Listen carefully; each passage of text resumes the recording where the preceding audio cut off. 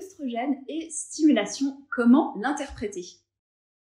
Bonjour, je suis Virginie Terrier et je suis la cofondatrice de Fertiline. Bonjour, je suis Alba Goodman et je suis la cofondatrice de Fertiline. Lors d'une stimulation, vous allez avoir plusieurs dosages d'œstrogène successifs. Et ce dosage des œstrogènes, et particulièrement de l'œstradiol, nous donne des indications très précises sur le bon déroulement de votre stimulation et sur la qualité des ovocytes qui seront obtenus en fin de stimulation. Dans cette vidéo, nous allons parler de 3 moments clés sur lesquels il est préconisé de réaliser un dosage de l'œstradiol et comment les interpréter. Nous allons donc aborder le dosage avant le début de la stimulation, souvent en début de cycle. Nous allons aborder le dosage d'œstradiol lors de la première échographie et le dosage d'œstradiol juste avant le déclenchement.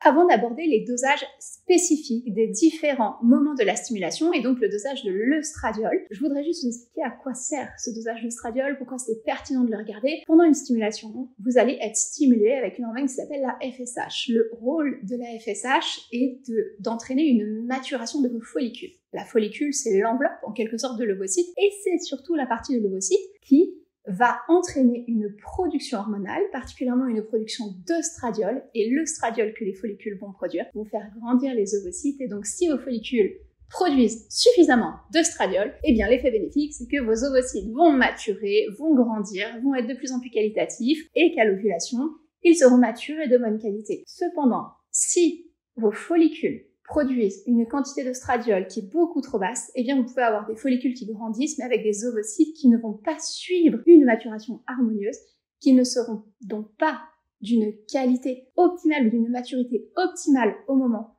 de l'ovulation et qui auront beaucoup moins de potentiel de donner des embryons. Raison pour laquelle il est très important de suivre votre taux d'œstradiol en stimulation et notamment aux 3 moments de la stimulation qui sont les moments classiques en fait des prises de sang et que je vous explique juste après.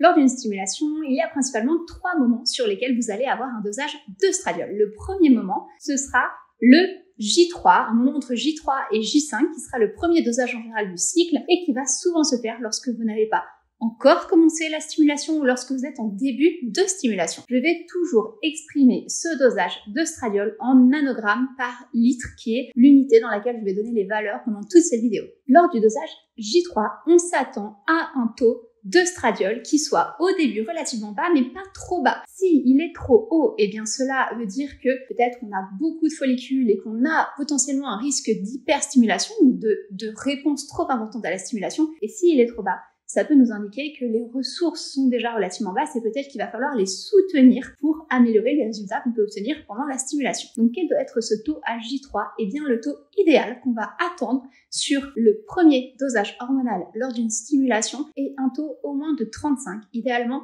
40 et qui peut aller à peu près jusqu'à 80. Tout dépend de si vous avez commencé ou non votre protocole de stimulation. Et donc si ce taux est trop bas, c'est particulièrement dans cette configuration qu'on va se poser des questions et qu'on va regarder combien on a de follicules, puisque il ne suffit pas de regarder le taux d'œstradiol, vous allez comprendre qu'à chaque moment du cycle où on va doser le taux d'œstradiol, il faudra le comparer à la quantité de follicules qui sont en cours de maturation. Et donc puisque ce sont les follicules qui produisent les œstrogènes et qui produisent l'œstradiol, eh bien vous comprendrez bien que plus vous avez de follicules, plus vous êtes censé avoir d'œstradiol. Donc si vous avez un taux qui est relativement bas avec un taux de follicules, une quantité de follicules qui est normale, cela veut dire que pour le moment, vos follicules ne sont a priori pas assez productifs et qu'il va falloir les aider à produire un petit peu plus d'œstradiol. Donc évidemment, pour cela, on peut clairement travailler sur le mode de vie, sur les ressources pour que le corps ait plus de souffle, plus d'énergie, plus de ressources pour produire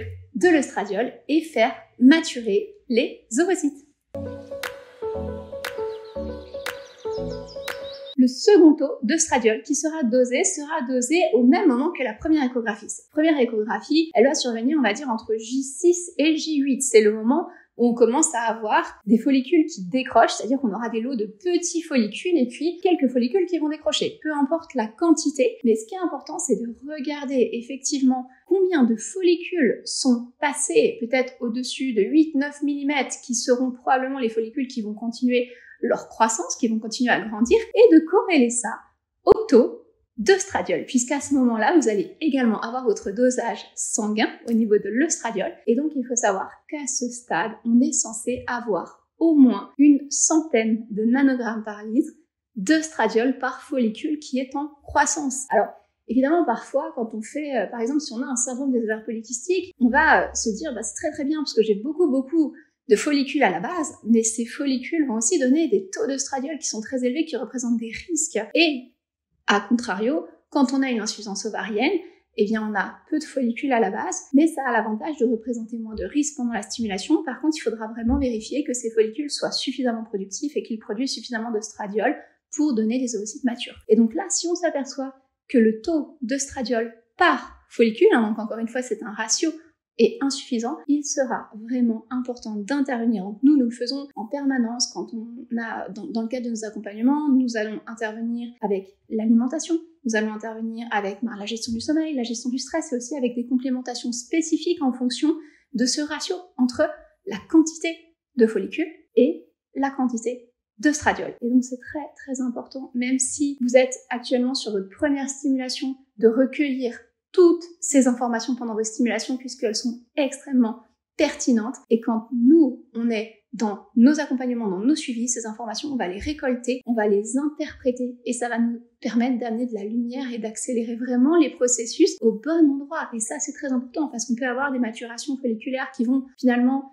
démarrer lentement et ensuite s'accélérer, ou parfois l'inverse, ça démarre très vite, mais ensuite les follicules ne maturent plus, ne sont plus productifs, parfois même on a un taux d'œstradiol qui commence à baisser, et donc toutes ces informations, il faut bien les comprendre, il faut bien les corréler. Donc, cette première échographie doit nous montrer normalement une masse de follicules qui sont en train de se développer, une masse de follicules qui ne se développeront pas, et sur les follicules qui se développent, on doit faire un calcul de ratio entre la quantité de follicules et la quantité d'œstradiol, et donc ce ratio doit être idéalement au moins de 100 nanogrammes par litre d'œstradiol par follicule qui se développe.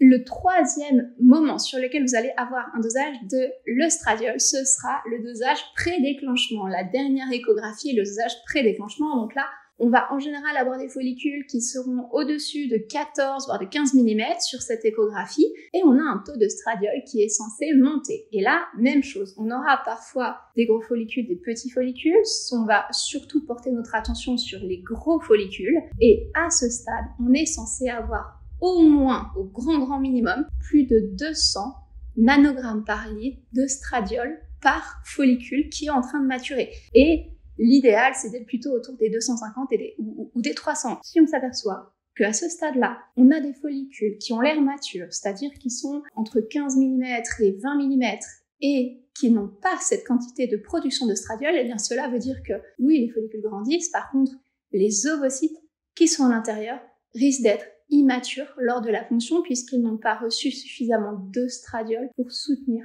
leur maturation. C'est donc important de comprendre ce schéma, puisque ce n'est pas parce qu'un follicule grandit que ce follicule nourrit suffisamment l'ovocyte. Et donc, si à la ponction, vous avez malheureusement des ovocytes qui sont particulièrement immatures ou une quantité d'ovocytes qui est décorrélée à la quantité de follicules, c'est-à-dire que, par exemple, le médecin vous dit « Ah, c'est très bien, on va probablement avoir une fonction avec 10 follicules et vous vous retrouvez avec 4 ovocytes parce que les autres n'étaient pas matures », il faut vraiment reprendre vos analyses en cours de stimulation et regarder quelles étaient l'évolution de vos taux d'œstradiol et corréler ces taux d'œstradiol à la quantité de follicules qui étaient en maturation. Et dis-moi Virginie, est-il possible d'améliorer ses statuts en œstrogène avec le mode de vie? Bien sûr.